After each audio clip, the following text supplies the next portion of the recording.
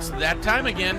If you're a real estate agent and you're looking to finally build a business that creates consistent cash flow, but you're concerned about all the market disruptions, relax. You found your safe haven to learn the secret to success. List, you last. Welcome to this week's podcast.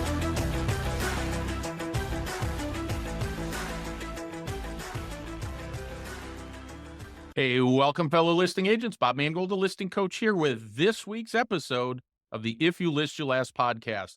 Hey, listen, as always, thanks for listening, sharing, and downloading. Podcast is growing extremely quickly, and I'm really appreciative of that. Now, on this podcast, I'm going to share with you how to find more listings in 2025. And just a quick reminder, make sure you join our Real Estate Asset Advisors Facebook group so you can join in on the conversation, share your thoughts, comments, or questions on any of the topics I discuss right here on the podcast. And as always, you can connect directly with me at www.homebosslistinghub.com or www.bobmangold.com. So grab a cup of coffee, settle in, and let's get to it. Yes, you really can prosper with time and geographic freedom in both good or bad markets when you have the right business model that you're following. This is going to be a deep dive into the structure and best practices that will allow any agent who's willing to do the work, and that's the key, willing to do the work to scale their business to generate consistent and reliable cash flow in good markets or bad. This is about how an agent can build their business to thrive in any market, irregardless of the economy, interest rates, or all the other factors that, quite honestly, are completely out of our control. What today is about is creating a real estate business that will thrive for decades. It's about you developing and implementing the systems, procedures, the skills you need, marketing, and the blueprint to become the CEO of your multi-million dollar recession-proof real estate empire. Now, can you become the CEO of your company without putting those things in place? And the answer is absolutely not. Let's talk about what's the perfect real estate business look like. If we're going to talk about it, we might as well define it, right? So let's start here. You thrived in good markets and bad through proper strategic planning. You only focused on listings and you had buyer's agents who paid you referral fees to work with the buyer leads. You always maintain an inventory of 5 to 10 active listings because you have a competitive advantage over every other agent. You have consistent sources of low-cost leads that are coming in every day. You have consistent, reliable resources or sources of referrals resulting in closed transactions every year.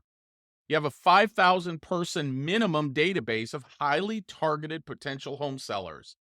You have marketing ISAs to manage and nurture your database and leads. You have telephone ISAs to set appointments and do your circle prospecting. You have social media and personal branding ISA. You have at least 4 sources of revenue coming from your business. You work 40 hours a week or less and take a minimum of 4 weeks a year off. Now, is there anything else that I should include in that list? What did I forget? And the real question is, would this constitute the perfect business for you? If it is, or if it would be, that's what we're going to share today. So let's talk about that. Real estate is a very simple business when you master 5 core principles. Now, if that's what you want, we can simply just create a business plan to build it, isn't it? It's that simple. Now, in my 34 years of experience, I've found that most agents are making it way harder than it has to be. And quite honestly, folks, I'll bet for most of you on this call, you're probably doing it too. Or if you would have, if that's the kind of business that you want, can't you just simply create a business plan to build it? Isn't it really that simple? If we know what kind of business we want, we just need the model, right? Now, in my 34 years of experience, I found that most agents are making it harder than it has to be. You're probably doing it too. Or you would have built a business like that already, right? Let's fix it today. But first, let me get this out of the way up front, because I don't want you sitting through this whole call focused on, all right, when's he going to try and sell me something? Or when's he going to try and recruit me? Or just waiting for something like that to happen. I'm not selling anything today. I'm simply going to share some ideas, observations with you, some of the strategies and systems that we've implemented, and then have a conversation about the 5 core principles for operating a recession-proof real estate business. See, I just feel it's about time we have an open, honest discussion about what it really takes to be successful in real estate. In my experience, real estate is a very simple business when you focus on and master the five core principles. Now, at the end of this, if you feel that this may be the kind of business you've been looking to build, but you may want or maybe even require some help or direction, it's okay and you find it helpful. So, with that, let's jump in. So, what are those five core principles of a successful business? First is lead generation. That's what we focus on. Our database, our online advertising, the divorce market, telephone ISAs to set appointments. The number one question that I ask when I do a live meaning a room full of people, I go, "Hey, what's your biggest struggle?" And everybody's answer is always lead generation. Well, if that's a problem, why don't we fix it? Now, number two, and this we could debate on, is what's more important? Is it lead generation or is it lead conversion? Because here's the thing to consider, folks. Let's say you have a database of 10,000 people and you can't convert any of that into closed transactions. Does it matter how big your database is if you can't make any money from it? So, about 30 years ago, I developed a very successful lead conversion system. And the reality is, folks, it is the most effective real estate lead conversion system in the planet. And second place isn't even close. Third is listing mastery or listing expertise. All the money, folks, is in listings. If you doubt me, just look at your existing company, your branch over the past. Aren't the top 5, 10, 15 producers in your when you're building or in your company, they're all listing agents, aren't they?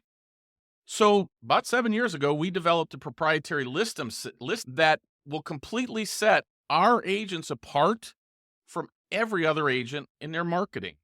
And then fourth is personal branding. Now, most people think of personal branding as how do I post things on social media? The reality is, folks, posting stuff on social media for the heck of it does nothing for you. Personal branding is answering the question for the consumer, why you? Why should they work with you? And then finally is referral networks. Now, there's three types of referral networks that I help our agents build. It's local, national, and global. So that you have a consistent source of referrals coming into your business every single year at zero cost. Gosh, wouldn't that be a great business? Now, here's the thing. We want to talk about building a recession-proof business.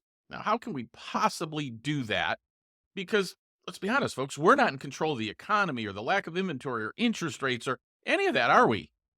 So you're probably thinking the solution is to just work harder or double down on the basics, make more cold calls or knock on more doors or spend more money for advertising, right? If that's what you think is going to solve your problem, you'll be wrong.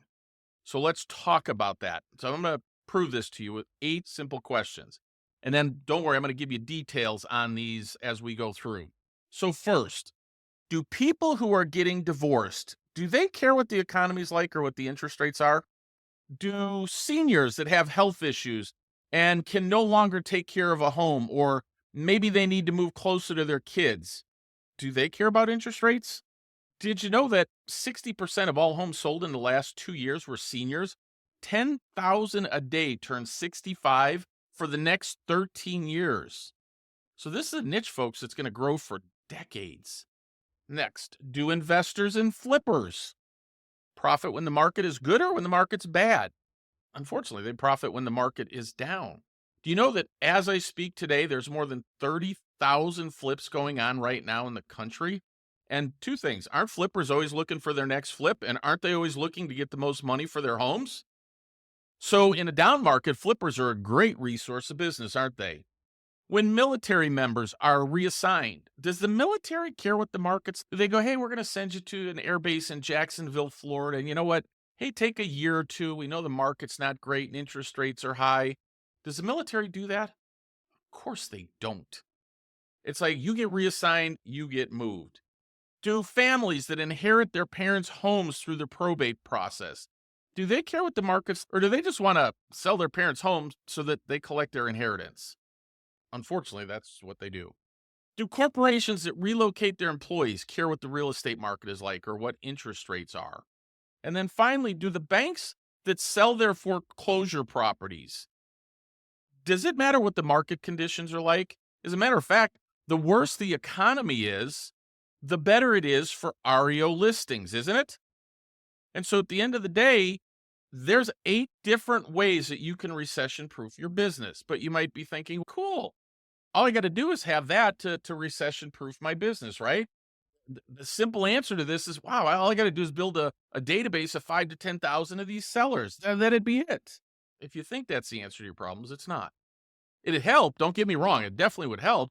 But folks, just because you have a database, that doesn't even begin to solve all your problems. And if you doubt me, just ask yourself, how big is your database right now? And did it solve your problems? And the answer, of course, is no. So here's 5 reasons that you're going to need more than just a database. First, the majority of agents do not have a customized marketing plan, a system, a strategy for generating business from their database. Let's be honest, guys, sending an email once a month from a templated email campaign about a lemon cookie recipe that just came in your CRM, that's just not going to get the job done, is it? Sadly, that's what most agents are doing. They simply don't have anything that's customized, personalized, branded, that's effective to tell people, why me? See, you need a comprehensive marketing plan that encompasses traditional methods like phone calls, direct mail, and an online system such as Facebook custom audience ads and Google network ads, along with a social media presence. You see, the secret to success in marketing is be in front of people when they're looking for help. The hard part, you don't know when they're looking for help. So you always must be in front of them 24/7, 365 days a year. But how do you do that? Well, that brings me to number 2. Most agents refuse to invest money into their database. Here's what I mean. They have a database of 5 to 10,000 potential sellers where they could invest, let's say $5 to $10 a day or $5 a day, $150 a month on Facebook custom audience ads where their ad would be exposed to the members of their database that would probably be seen 3 to 5 times a day. But they won't invest $150 a month. And they won't invest another $100 a month on Google network ads where their ads can show up in hundreds or thousands of the highest traffic websites in their market. Imagine a lead that's seen you on Facebook 3 times a day. Then they go to ESPN, CNN, Fox News, Women's Health, Muscle Magazine, whatever it is, and they see your ad on a couple of those websites every day. And that happens day after day, week after week. Do you think that you'd get closings from your database now? Again, the actual cost of not marketing to the database is 2 to 5 lost transactions. So our typical agent, they go, I save $250 a month in ad spend while losing out on $20,000 to $40,000 in commission. Does that make any sense for you guys? Doesn't to me. Agents who treat their real estate career like a job fall into this trap. It's just that simple, folks. Real estate is a business, and you have to invest in your business. So my question is, are you making the right choices? Third, your lack of a compelling or a value proposition, or another way of saying it is, if you have no benefit that compels people to reach out to you and take action, you're just another commodity, just another agent. So your marketing and your branding always must compel people towards the benefits they receive when working with you. Branding is about the why and the benefit somebody gets from working with you, and the marketing is how they find you. Now, here's a hint, guys. If your promise of good service, or you're going, yeah, but I was born and raised in the area and I know everything about every neighborhood. Guys, that's about as effective as that once a month email campaign you're using. Let me just ask you this. Why should somebody hire you? Really, why? Think of it this way. If you can't figure out a compelling reason why people should be working with you and only you, how's the consumer supposed to figure it out? Heck, if you don't know, how will they ever know? And just as important, once you figure it out, you're going to need to be able to clearly articulate the benefits within 30 seconds or at least a few sentences. See, it's critical to figure this out, folks, or your marketing and lead conversion will always deliver abysmal results. Now, fourth, agents never seem to find the time to handle the details of their business properly. Things like entering new leads from ads or open houses into their CRM. They never get around to following up with the leads in the first few days of meeting with those people. Here's an example. I teach agents to send a video email follow-up to everyone they meet at their open house. It's a personalized way for the person or the agent to start using that person's name and some details they shared with them. I teach them to ask the lead if they'd like an analysis on how to buy their listing and save hundreds of thousands of dollars in payments and interest. Do you think potential buyers would want to see an analysis like that? Do you think they would be more inclined to work with that agent? Yet, only a handful of agents ever do those things. The most common excuse I get for it, not doing this, oh my gosh, the video email software cost me $29 a month. Apparently, it doesn't occur to them that the actual cost is the commission they're losing from the clients that they would have worked with. And then number 5, which I believe is the biggest mistake of all, most agents spend their time doing $10 an hour tasks instead of hiring an ISA to do their marketing or paying an agency to advertise or optimizing their Google business profile. They spend days, hours, and weeks, sometimes months trying to figure it all out to save a few bucks, and then they never do. They stop it. So they wasted all that time. Folks, think of it this way. What's your time really worth? I guarantee it's a lot less than $10 an hour. Now, my ISAs, we only pay them $6 an hour yet. Worse yet, folks, most never figure it out. They throw up their hands in frustration, never put any of the marketing or systems in place, then struggle to figure out why they don't have consistent closings. Does any of that sound, familiar to you? So the question is, what should you be doing? Instead of that, what if you were spending your time taking, say, 2 to 3 listings a week? We're going to focus on listings. Or maybe you were meeting with flippers or divorce attorneys, maybe collaborating with financial planners, estate planning attorneys, long-term care and Medicare insurance agents, estate cleanout vendors, and senior housing facilities. Remember those seniors, 65% of them are selling their house so that you could hold senior events.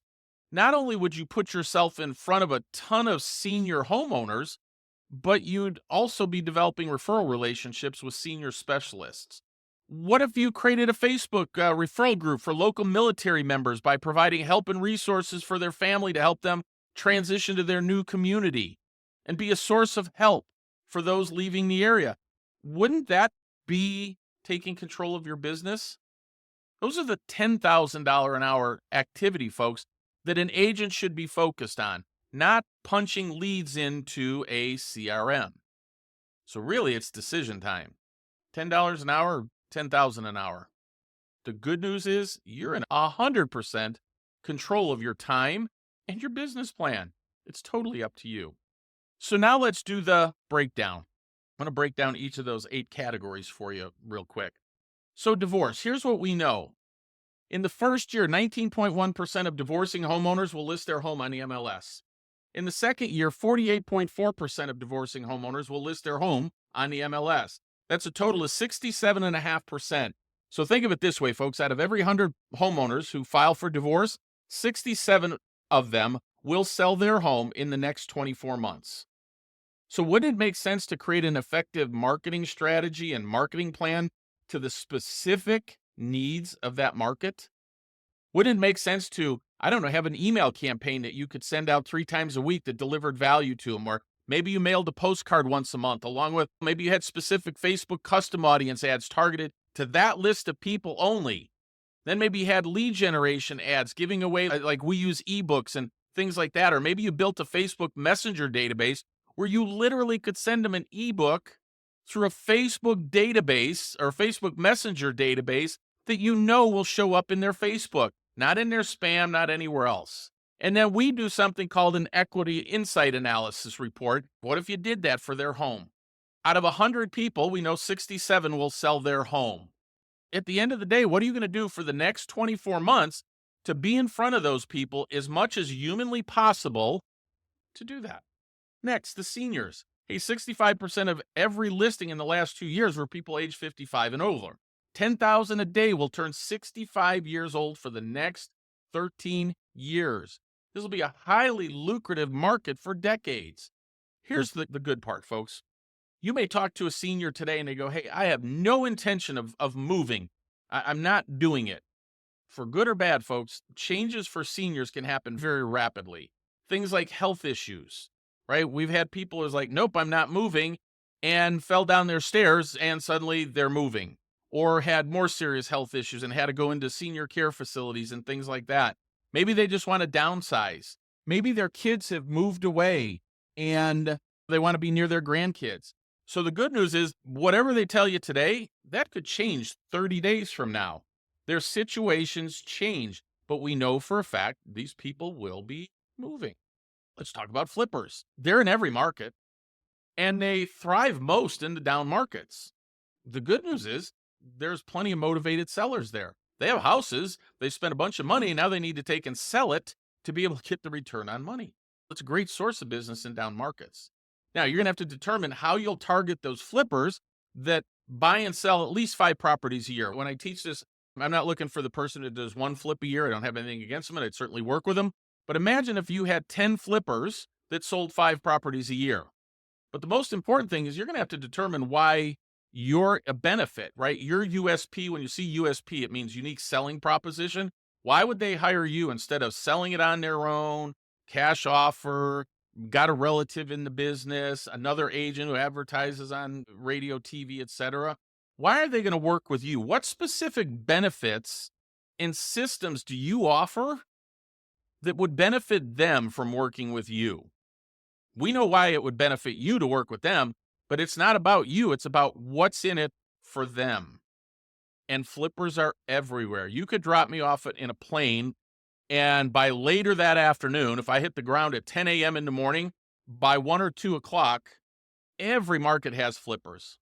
And they thrive most in the down markets. When the economy is the worst, that's when the deals are out there, right? There's more motivated sellers so they can buy houses at a lower price and flip them. So they're a great source of business in down markets. Now, you're going to have to determine how to target those flippers. And for me, I would just tell you, I look for at least 5 flips a year, right? Think of it this way. If you could get 10 flippers who sell 5 properties a year, there's your 50 transactions. But the most important part is you're going to have to determine what your USP is for flippers. The benefits for them. It's not about your benefits. We know why you would have a benefit from working with them. What is it they're going to get from you? Once you figure that out, you can go out there and start targeting these people. They're easy to find. They're business people, so they're much sap to work with. Make sense? Next, what about investors? Got to discover the significant number of individuals who own 10 or more properties in your market. Because I promise you, folks, there's a lot more investment properties in every market than you ever realize. You don't need to work with every one of them. What if you started with 10? And I will give you an example. In Maricopa County, people that have at least 10 properties or more in Maricopa County is more than 400,000. So at the end of the day, I couldn't even work with all 400,000. So then you can narrow that stuff down. But you're going to have to educate yourself on the variety of motivations for investors to sell their properties, right? They're independent of economic conditions. They're like, hey, sometimes they just have to sell it because they got to get out before they pay capital gains on it, or they've got to do it as a 1031 exchange, or maybe they had a tenant. They just got tired of having tenants. Maybe they've depreciated the building as much as they can possibly do on it. They have all kinds of reasons for selling that have nothing to do with the economy or the interest rates. And then finally, you're going to have to elevate your investment knowledge, right? You just can't say, hey, I work with investors. You're going to have to understand the language, the acronyms, and all those things. You're going to have to master cash on cash returns and cap rates and financial statements like cash flows and profit and loss statements to make smarter decisions, right? Here's what I can tell you, folks. When you sell, let's say, a 4, 5, 6 unit building, and you go, great, let me see your profit and loss statement, and they hand you a series of bags with receipts in them. That's not a savvy investor. And if you're working with a savvy investor, they don't even want to see properties like that. So don't waste your time. You have to become educated if you want to work in this market. And trust me, folks, not only is it a great thing for you to learn how to work with those people, but oh gosh, you'll also get smart in investing in real estate for yourself. Even better. Let's talk about probate. Here's the thing, folks. You're going to have to know your state and the different laws, statute, and guidelines, because they do vary by state. There's federal probate laws, but there's also state, county, city, all those things. So you need to know what those procedures are. So again, this is about elevating your skills. Skills is knowledge. So you're going to have to learn about these things because it'll serve you very well in the long run. Next, probate is also a great way for you to build a portfolio of rental properties or flips. Now, what I can tell you in my experience, The majority of people are trying to just get out from underneath this house. A lot of times the parents haven't updated the house in 20, 30 years. It needs quite a bit of work. They're great for flips. That's why flippers focus on them. So you could become a resource for flippers, but it's also good for you. What if you didn't even flip them? What if you fixed them up to build the value and then was able to rent those? So you buy them at a good price, spend some money to flip it up, but now you're positive cash flow and you use that to build your own portfolio of rental properties. That wouldn't be too bad, would it? And then anything that you don't want, you could flip it over to your other flippers or your other investors, right? That's why developing those relationships with investor and flippers or investors and flippers, when you have access to off market properties, that also is one of the benefits that they can get from working with you. Make sense? Let's talk about corporate relocation. Why don't you do a little bit of research and find out the largest companies relocating employees in and out of your market? Bet you're probably wondering where you would find that out. Well, your title companies would have it. What if you found out what companies they were and you started meeting with the benefits administrator to assess their current offerings, if anything? A lot of times they don't have anything. Then it enables you to identify some opportunities to provide enhanced value and tailored solution. That sounds very corporate, doesn't it? But that is what it is. Hey, if I could go to a company and say, hey, let me help your employees that are moving into this area acclimate themselves much quicker, which means they'll become much more productive for you, at the same time delivering great benefits for them, courtesy of you, you're going to look even better in their eyes. And then you could create a comprehensive benefits package tailored to meet the needs of the employees, whether they're buying or selling a home. What it does, folks, is it provides access for them to a trusted local resource. When you can become known as the trusted local resource, that's when you know you've got something. Now, this one may not apply to you because maybe you don't have any military in your area. But if you do, folks, research nearby military facilities with a particular focus on identifying and building connections with the local resource officers. You don't go in there trying to find business. Your focus is on serving military members by offering support and resources. Whether they're facing reassignment or staying in the area, you need to make sure that you're prioritizing their unique needs so that you're giving them assistance that is meaningful to them. You're not there to sell them. You're there to integrate yourself into the military community by actively participating in and sponsoring events. You could contribute to fundraisers and initiative to build relationships and demonstrate your commitment to supporting military families.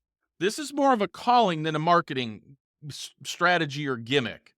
This is about taking this stuff seriously and helping the people that are out there defending our freedom and liberty and helping pay back to them, even if you've never served. Make sense? Then REO and foreclosures.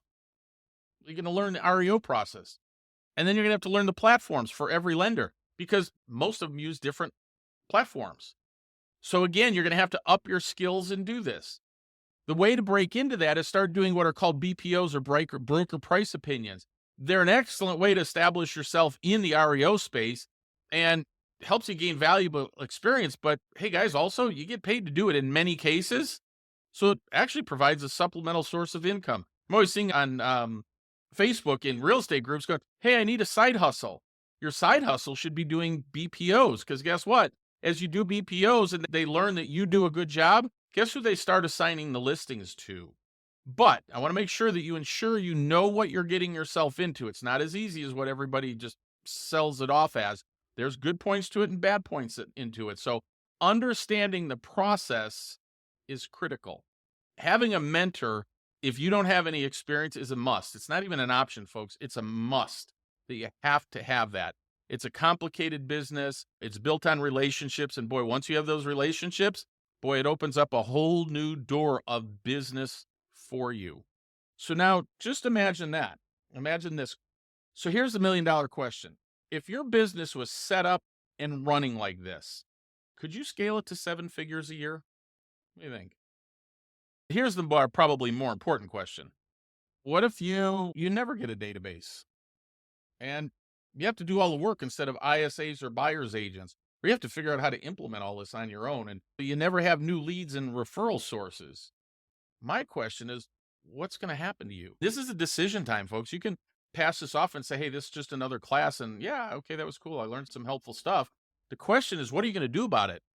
Because if you don't do anything to change your business, whatever it looks like today, if you're not growing your business, it's going to continue to deteriorate.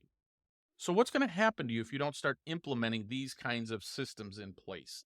So you actually would have a plan and a structure to go forward with. Again, folks, scaling to seven figures is not something you're going to do in a week or a month, probably not even a year, but you have to start somewhere. Make sense? One of the things I get all the time is what if there was an existing plug and play business model already available that had all those things involved in it where you didn't have to invent all this on your own? So if you think you might need some help in some of the topics that I covered today, or maybe even how would you implement all these different things, all the marketing and the USPs and things like that, go ahead and schedule a call with me. I'm happy to take and do that with you. Thanks so much for being here today. I hope that gave you something to think about. I look forward to talking to you soon.